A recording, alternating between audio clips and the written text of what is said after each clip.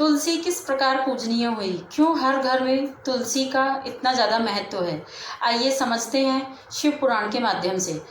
शिव पुराण में रुद्र संहिता अध्याय 13 में इसका उल्लेख दिया हुआ है। दंभ नाम के दानव ने विष्णु की कठोर तपस्या की और पुत्र प्राप्ति की कामना की। श्री विष्णु ने उसे वरदान दिया और उसका एक पुत्र हुआ जिसका नाम उसने शंखचूड़ रखा। शंखचूड़ ज्यों ही बड़ा हुआ, उसने ब्रह्मा जी की कठोर तपस्या की ताकि वो मन चाहा वरदान प्राप्त कर सके। ब्रह्मा जी उसकी इस तपस्या से बहुत प्रसन्न हुए और उसे कहा, जो तुम वरदान मांगना चाहते हो मांग लो, मेरे लिए कुछ भी अदेय नहीं है। शंखचूड़ ने अपने लिए ऐसा कवच मांगा जिसे अगर वो एक बार पहन ले तो उसका मरना नामुमकिन है। तब ब्रह्मा जी ने उसे विष्णु कवच प्रदान किया और कहा कि वृंदा नाम की कन्या से तुम विवाह कर लो। शंखचूड़ वृंदा की तलाश में निकल पड़ा।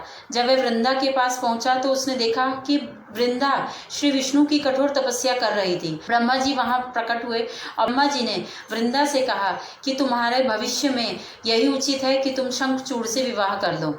वृंदा ने ब्रह्मा जी की आज्ञा मानी और शंखचूड़ से विवाह कर लिया। वृंदा एक बहुत ही बड़ी पतिव्रता स्त्री थी। पतिव्रता का इतना प्रभाव था कि शंखचूड़ दिन प्रतिदिन और शक्तिशाली होता जा रहा था और उसे मारना नामुमकिन हो गया था।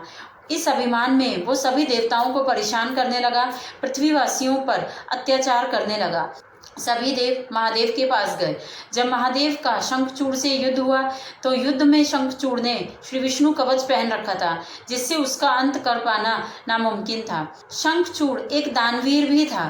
तब महादेव की आज्ञा से श्री विष्णु एक ब्राह्मण का रूप धारण करके शंखचूड़ के पास गए। उसे भिक्षा में श्री विष्णु कवच मांग लिया। शंखचूड़ ने बिना हिचकिचाए उस ब्राह्मण को अपना विष्णु कवच प्रदान कर दिया जिससे उसकी आधी शक्ति वहीं खत्म हो गई। उसके बाद विष्णु शंखचूड़ का वेश धारण करके उसकी पतिव्रता स्त्री वृंदा के पास गए।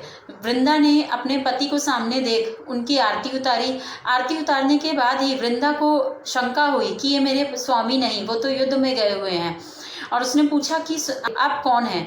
तब विष्णु साक्षात अपने रूप में उपस्थित हो गए और उन्होंने कहा कि मैं विष्णु हूँ। तब वृंदा रोने लगी। वो समझ गई थी कि एक क्षण के लिए भी जो उनके मस्तिष्क में आया कि आप मेरे स्वामी हैं, इससे मेरा पतिव्रता धर्म नष्ट हो गया, तो संभवतः ही मेरे पति की मृत्यु हो चुकी है।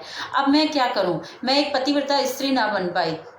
और इस शोक विलाप में, इस क्रोध में उन्होंने विष्णु जी को श्राप दे दिया कि आपका हृदय पाषाण के समान है, आप इतने कठोर हृदय वाले हैं, इसलिए मैं आपको श्राप देती हूँ कि आप पाषाण के समान ही हो जाएं, हजारों कीट आप पर चलें।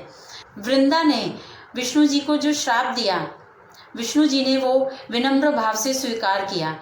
महादेव वहां आए और उन्होंने वृंदा को शांत कराया, कहा कि ये तुम्हारी ही तपस्या का फल है, जो तुमने विष्णु प्राप्ति के लिए तपस्या की थी उसी का फल है, जो साक्षात विष्णु आज तुम्हारे सामने उपस्थित हैं। महादेव ने कहा, जब तुम विष्णु भगवान के साथ वैकुंठ को जाओगी तो तुम्हारा शरीर यहीं छूट जाएगा। जहाँ तुम्हारा शरीर छूटेगा उसी स्थान पर गंडक नदी उत्पन्न होगी, जो कि बहुत ही पवित्र नदी मानी जाएगी। हजारों कीट जिस पाषाण को कुतरते हुए एक चक्र बनाएंगे, वह पाषाण शालिग्राम के नाम से पूजा जाएगा। वृंदा ने अपना शरीर त्यागा तो उस स्थान पर गंडक नदी उत्पन्न हो गई और वृंदा के हृदय से एक पौधा उत्पन्न हुआ जिसे तुलसी का नाम दिया गया।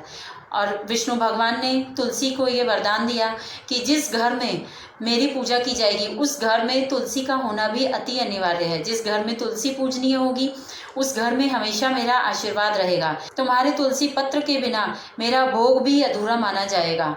तभी से तुलसी पूजनीय मानी गई। हर वर्ष कार्तिक मास में देवउठनी एकादशी के दिन तुलसी की शालिग्राम से विवाह कराने की प्रथा प्रचलित है।